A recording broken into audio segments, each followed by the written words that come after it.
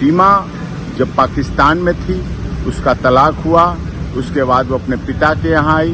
पिता की मौत के बाद सचिन से दोस्ती हुई। सचिन से दोस्ती के बाद उसने इस पाकिस्तान में रहते हुए सनातन धर्म ग्रहण किया। फिर नेपाल आई, नेपाल में सनातन धर्म के अनुसार विवाह किया।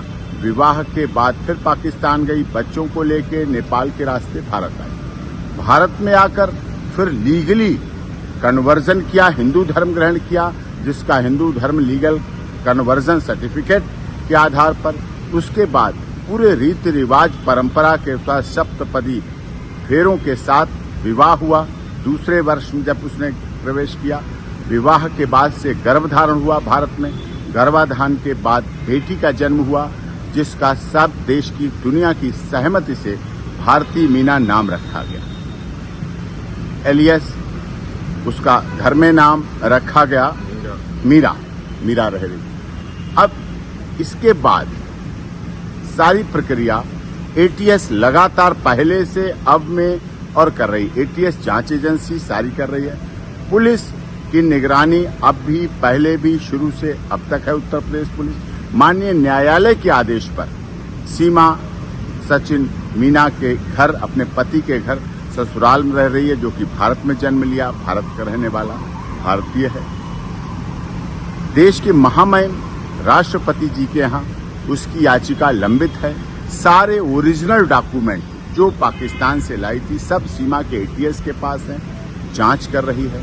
सीमा अपने ससुराल और अस्पताल के अलावा आज तक कहीं नहीं गई। पिछले दिनों जब से ये पहलगाम घटना हुई, उससे भी एक दिन पहले उसके तीसरी नंबर की बेटी को वायरल फीवर की वजह से डेंगू हुआ। डेंगू में प्लेटलेट्स बहुत डाउन हुए। अभी भी वो बेटी के लिए दोनों पति पत्नी परिवार के साथ हॉस्पिटल में है, इलाज चल रहा है लगातार।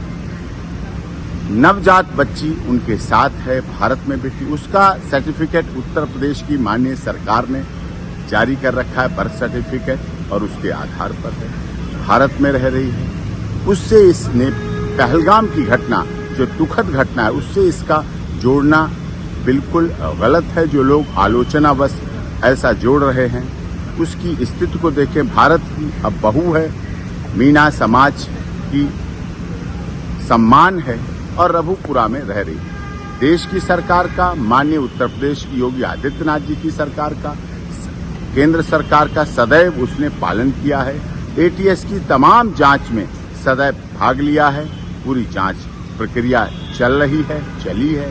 उसमें कहीं कोई उसको गलत और उस तरह से कुछ भी अब तक कोई कुछ नहीं मिले हैं। इसलिए उसके साथ उस घटना से न जोड़कर उसके साथ सिंपैथेटिक, जियो और जीने दो, हमदर्दी, मानवतावादी, मानवाधिकारों की रक्षा करने की बात होनी चाहिए और इस पर अमल होना चाहिए।